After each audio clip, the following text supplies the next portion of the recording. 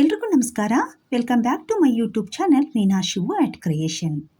2025ನೇ ಇಸ್ವಿಯಲ್ಲಿ ಮಾಘ ಮಾಸ ಯಾವಾಗ ಆರಂಭ ಆಗುತ್ತೆ ಅಂತ ಹೇಳಿದರೆ ಅಮಾವಾಸ್ಯೆಯಿಂದ ಆರಂಭ ಆಗುತ್ತೆ. ಅಮಾವಾಸ್ಯೆ ಇರುವಂಥದ್ದು 29/1/2025ಕ್ಕೆ.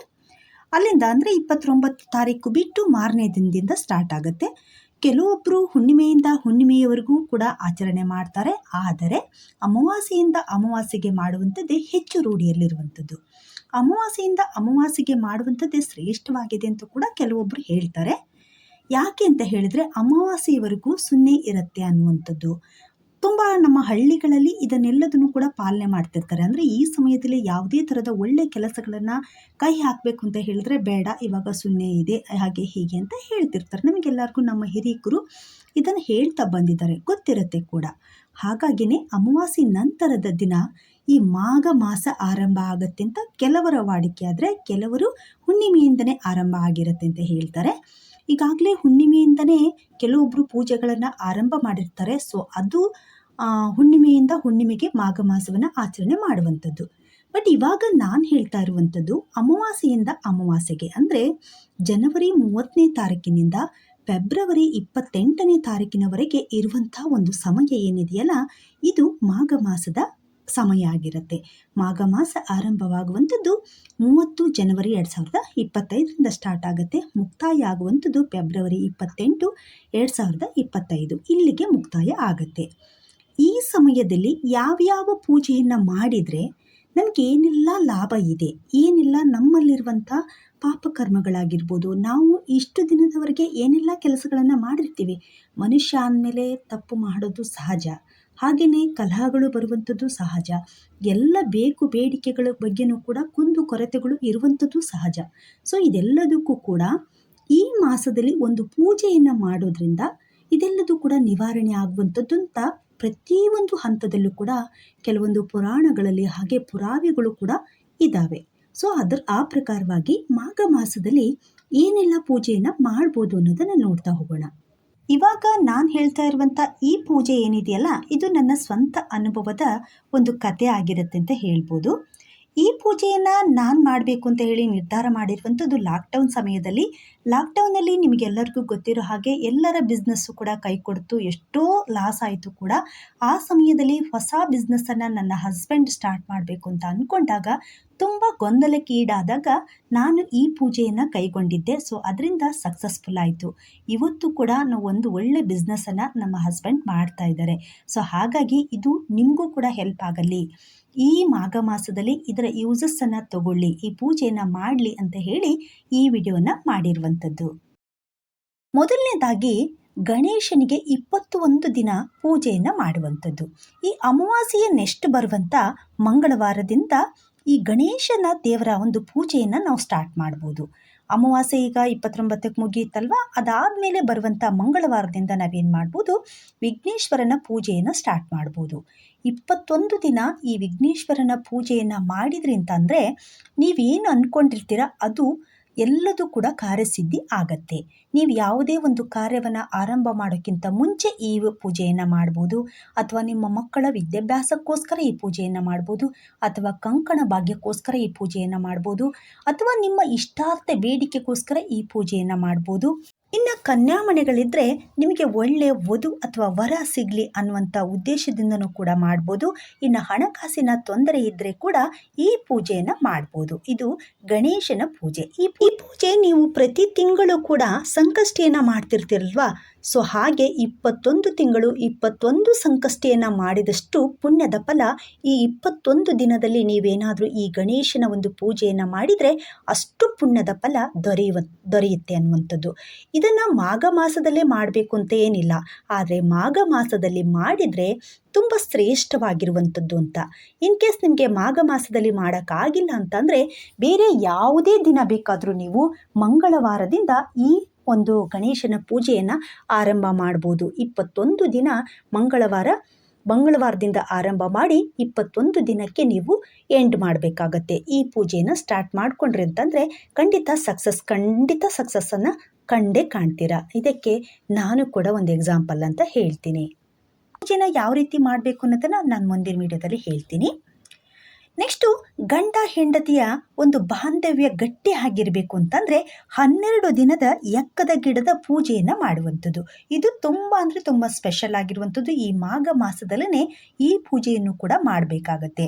ಈ ಪೂಜೆಯನ್ನು ನೀವೇನಾದರೂ ಮಾಘ ಮಾಸದಲ್ಲಿ ಮಾಡಿದ್ರಿ ಅಂತಂದರೆ ಗಂಡ ಹೆಂಡತಿಗಳು ತುಂಬ ಅಂದರೆ ತುಂಬ ಅನ್ಯೋನ್ಯವಾಗಿ ಇರ್ತೀರಾ. ಯಾವುದೇ ಥರದ ಕಲಹಗಳು ಆಗಿರ್ಬೋದು, ಮನಸ್ತಾಪ ಆಗಿರ್ಬೋದು, ಯಾವುದೇ ಭಿನ್ನಾಭಿಪ್ರಾಯಗಳು ಕೂಡ ಜಾಸ್ತಿ ಬರೋದಿಲ್ಲ. ಗಂಡ ಹೆಂಡತಿ ಮಧ್ಯದಲ್ಲಿ ಚಿಕ್ಕ ಚಿಕ್ಕ ಸಣ್ಣ ಸಣ್ಣ ಪುಟ್ಟ ಈ ವಾದಗಳು ಬರುವಂಥದ್ದು, ವಿವಾದಗಳು ಬರುವಂಥದ್ದು ಕಾಮನ್. ಆದರೆ ಅದು ವಿಪರೀತಕ್ಕೆ ಹೋಗಬಾರ್ದಲ್ವಾ? ಸೊ ವಿಪರೀತಕ್ಕೆ ಹೋಯಿತು ಅಂತಂದರೆ ಕುಟುಂಬದಲ್ಲಿ ನೆಮ್ಮದಿ ಅನ್ನೋದೇ ಇರೋದಿಲ್ಲ. ಮೊದಲನೇದಾಗಿ ಗಂಡ ಹೆಂಡತಿ ಅನ್ನುವಂಥದ್ದು ತುಂಬ ಅಂದರೆ ತುಂಬಾ ಅಂಡರ್ಸ್ಟ್ಯಾಂಡಿಂಗ್ ಇರಬೇಕಾಗತ್ತೆ. ಎಂಥದ್ದೇ ಸಂದರ್ಭದಲ್ಲಿ ಗಂಡ ಹೆಂಡತಿನ ಅಥವಾ ಹೆಂಡತಿ ಗಂಡನ್ನು ಬಿಟ್ಟು ಕೊಡುವಂಥದ್ದಾಗಿರಬಾರ್ದು.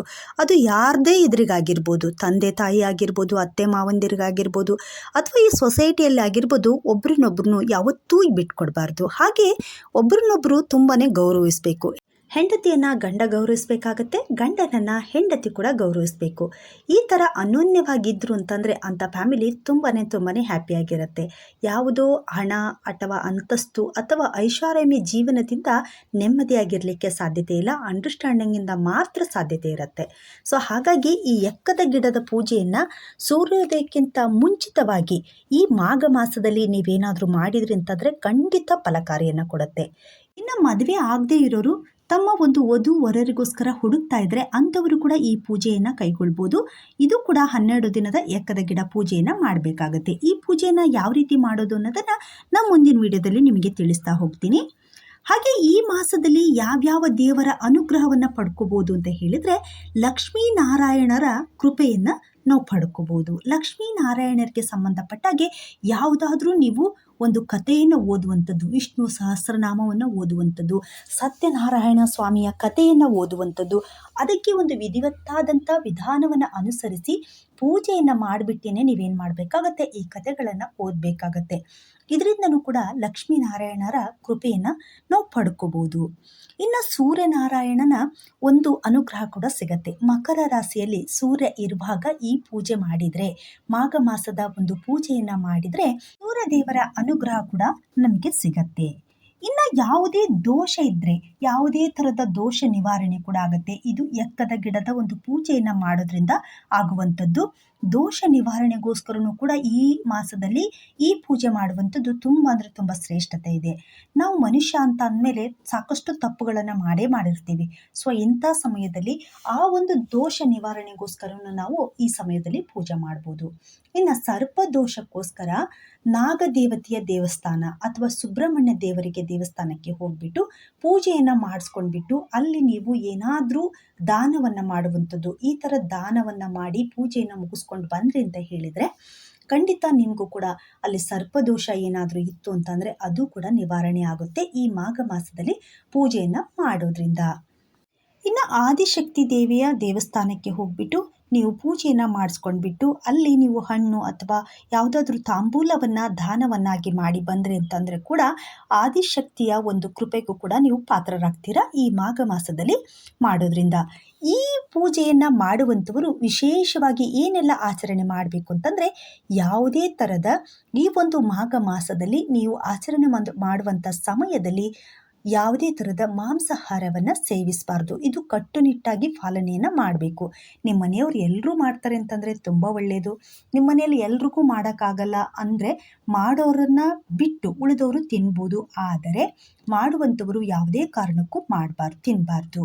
ನೆಕ್ಸ್ಟು ಈ ಪೂಜೆಯನ್ನು ಎಲ್ಲ ಪೂಜೆಗಳೇನಿದೆಯಲ್ಲ ಈ 12 ದಿನದ ಪೂಜೆ ಮತ್ತು 21 ದಿನದ ಗಣಪತಿ ಪೂಜೆಯನ್ನು ಸಂಪೂರ್ಣವಾಗಿ ಮುಗಿಸುವಾಗ ಮಾಡ್ತಾ ಇರುವಂಥ ಸಮಯದಲ್ಲಿ ನೀವೇನಾದರೂ ಮಂತ್ಲಿ ಪೀರಿಯಡ್ಸ್ ಆದ್ರಿ ಅಂತ ಹೇಳಿದರೆ ಆ ಸಮಯದಲ್ಲಿ 5 ಡೇಸ್ ಗ್ಯಾಪ್ ಮಾಡಿ ಮತ್ತೆ ನೀವು ಪೂಜೆನ ಕಂಟಿನ್ಯೂ ಮಾಡ್ಬೋದು. ಈ ಥರ ಮಾಡಬೇಕಾಗತ್ತೆ. ಇನ್ನು ತಲೆ ಸ್ನಾನವನ್ನು ಪ್ರತಿನಿತ್ಯನೂ ಮಾಡಬೇಕಂತ ಅಂದರೆ ಪ್ರತಿನಿತ್ಯನೂ ಮಾಡುವಂಥ ಅವಶ್ಯಕತೆ ಇಲ್ಲ.